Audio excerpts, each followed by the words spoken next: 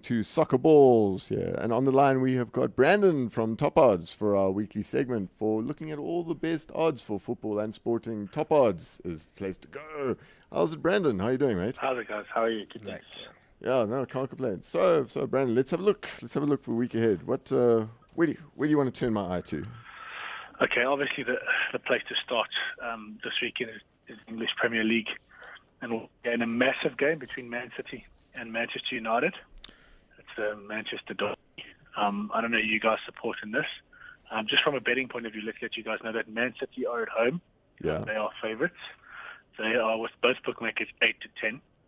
So that's fairly short. I mean, if you put 100 Rand down on Man City, you're getting an 80 Rand return, plus your stake back. So 80% on your investment, if you want to look at it like that. Yeah.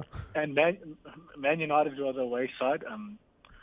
Fought back to draw with Chelsea in what I thought was a good performance. That's 3-1. So you put $100 on them with our bookmakers. That's Allen Bookmaker and World Sports Betting, and you get a return of 300 Rand. So that's a 300% return if Man United go and win this game. What do you guys think?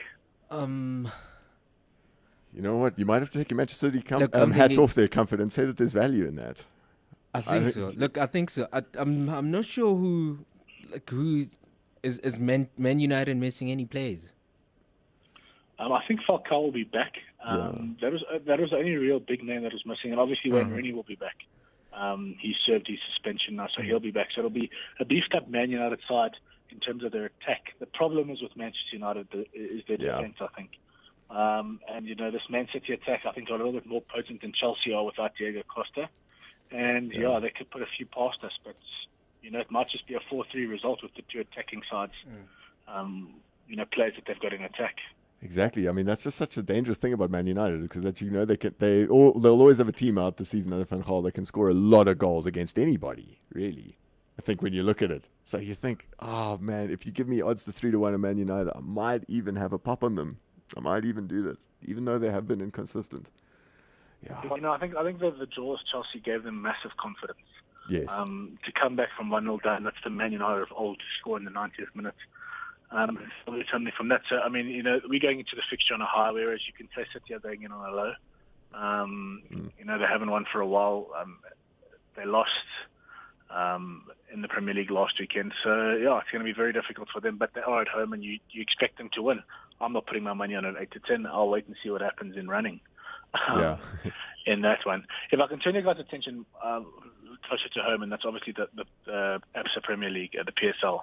I know that games have been suspended this weekend, and it was supposed to be the Derby, the Soweto Derby. That's been suspended. But I want to look at this league in an overall perspective to say who will win it. And the bookmakers have betting up at the moment, and they've got Chiefs up at 5 to 10. That's World Sports Betting and Allen Bookmaker. So basically, that's 50% return on your money. You put $100 down there, you're getting 50 Rand back plus your stake. For me, that's a little bit short. I know Chiefs are unbeaten in the PSL at the moment, but I'll be looking at maybe a Sundowns at 4-1 or a Pirates at 8-1 to catch them. Sundowns 4-1, Pirates 8-1. Yeah, and if you go a little bit lower down, then that you can get Wits at 9-1 to win it. You're right. I mean, those are short odds. And looking at the table now, so what Kaizer Chiefs are 8 points ahead, third of the way through the season. 8 points ahead of Ajax, 10 points ahead of Sundowns, and 11 ahead of Pirates. Let's look at those odds right there. That's not insurmountable. I mean, we saw a similar. In comfort, we saw a similar gap surpassed last season as well. Last season, which Sundowns went on to win it. Yeah, so that's correct. And we tipped Sundowns last season to do that.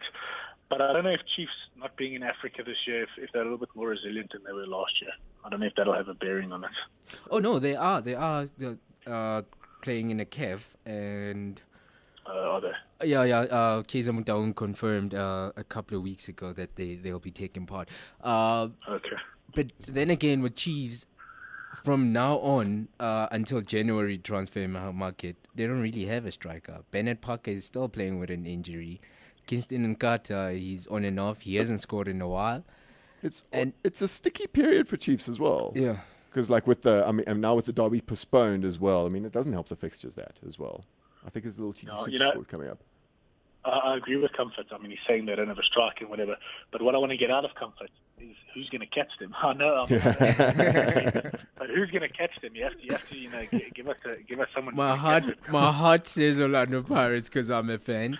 Then taking a look at the Mamelodi Sundowns squad, I don't think it's a side that can be impacted by their participation in playing in a Confederation Cup because they have a lot of players and most of their players are from abroad anyway, all over Africa, so they can play in a Ghana they can play a Ghanaian team and still feel at home. Well, three of their players will feel at home. Play in Nigeria, same applies.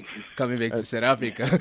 And the thing with Sundowns is they always sign a whole bunch of players every season. So Pizzo or Masomani has to build a new team every time. So by definition, they're always going to start slow.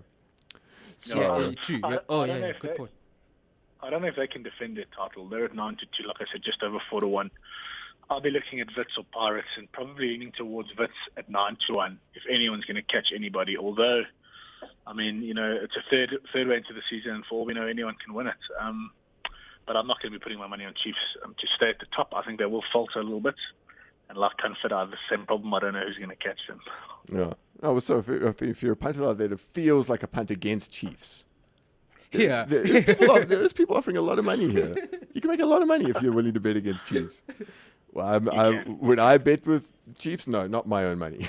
I don't know if I would do that at the moment. But maybe. I know there's value here. Pirates 8-1. I think I could. 809%, Sure, 900%. I'll take it. If you're in a position to put $100 now and forget about it, forget you made the bet and collect 800 later, you'd be smiling. I don't know. Let's just turn our attention just a little bit to cricket, just for 1 second. Yes. And the reason I turn our attention to cricket is because South Africa, the Proteas are now in Australia. And the first T20 match is on the 5th of November. I think that's on Wednesday. Yes, that's right. So we won't get a chance to chat again before that game is played. I don't know what your guys' take is in terms of cricket. I don't know what your guys' take is in terms of the Proteas. I know we gave New Zealand a bit of a hiding now. 2-0 whitewash in a 3-0 series, although the third game was rained out. We play Australia in the 2020. Australia at home. It's where the World Cup's going to be held. South Africa are even money. Australia are 8-10 with our bookmakers. Is that a flip of a coin, or can we win that? I mean, I think that there's 3 T20s, right? This is a very young squad that's been taken over. So, I mean, the likes of Abby de Villiers and Faf du Plessis and Hashim Amla won't be involved in this. That includes Dale Steyn and Morne Morkel as well. It's a team led by JP Duminy. Yes. So, correct. That is, I think, for the first game at least, although there might be a few unknown quantities to the Australian side. Look at me trying to talk myself into beating Australia first up with a young side in Australia. It seems quite hectic, doesn't it? Correct. Australia would have just come back from the UAE because they're now busy playing their second and final test match now. That's on the correct. go. A lot of their T20 players involved. So that might be a factor. There's a little adjustment quick on them. But a little coin flip for the bookies. I'm a little surprised it's that close, actually. I thought they might have fancied Australia quite a... I thought we might have been given less of a chance, actually, especially for the first game. Me too, I agree with you. That's why I brought it up, because Australia, at 8-10. I mean, with any bookmaker, that's Ellen Bookmaker or World Sports Betting, they probably stretch you 9-10 or even money. So you're putting your 100 Rand down, you're getting 100 Rand back. They're edging Australia's favourites, but the betting's telling us they're undecided. Like you say, with that young South African side, Australia at home, but Australia coming back from the UAE. I mean, there's so many things here, so many variables that could play a factor.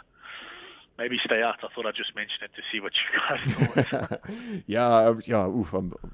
So I was a little surprised with that one because I assumed that the series would take at least a little while for South Africa to warm up before they got there. Australia is a very, very competitive T20 outfit. And also, I think one thing to bear in mind with Australia is at the moment is that their one-day side and their T20 side are very, very similar as well. So it's quite a tightly knit group. I don't know. I'd be very reluctant to back the Proteas, to be honest. Yeah, and we feel exactly the same here at Top Odds. And I'm going to swing your guys' attention quickly just to rugby, just before we finish. The All Blacks got on that plane to the Big Apple. They're playing United States of America in a rugby game. And obviously, you can't get on the All Blacks to win the match. They're 1 to 1,000. You'd need to put 1,000 Rand there to win 1 Rand back. Yeah, right. But where the market is interesting is in the spread. And in terms of the spread, we say that we'll give USA a start in terms of points. They'll start the game with 58.5 points, believe it or not. And hopefully New Zealand can beat them by more than that margin within 80 minutes. So I don't know how interested you guys are in that, but I think you, as a USA side, this New Zealand team should thump them. Yeah, it's almost a bit of a. I mean, obviously they're not even underdogs. There's no chance here for the USA. You know, whatever lower than an underdog is, I'll look that up later. Slug, whatever it could be. But to look at them, I mean, they're a bit of an unknown quantity. I mean, there'll be some players in Europe. That's a sold-out crowd in the USA as well. I think 60,000 people are watching that game as well. That's worth a few points as well. So this isn't just like these guys are going to Eden Park like lambs to the slaughter. And more than 58 points is a heavy scoring ratio. You know, you know what I mean? You have to be very, very slick as an attacking team to be able to pull off more than that. So well, let's put it in perspective, Sean. Let's put it in perspective that they beat Australia by 40 at home. Yes. For All Blacks. Okay, so if we had to rank USA and Australia, I would say that Australia would beat USA by 50. Yeah, 50, maybe even 60, that kind of zone. Yeah. So maybe this is a good precursor to say we'll take even money New Zealand, and at the end of the game they'll be winning by 59 points. I think, yeah, let's go with that bet, actually. No, you've talked me into it. I like that bet now, actually. I like it a lot. Cheers, we're going to wrap it up there, Brandon. Thank you so much for joining us. Thanks, guys. Speak to you again. See you next week. Pals. Bye. Cool, I was Brandon at Top Odds for a little out there bets that he was laying there. But he's tempting me to bet against Chiefs for the PSL winners. He's tempting me. There's money there. That's the one this week that I would take with money. Oof, man. Might hit there just now. You're listening to SoccerBallz.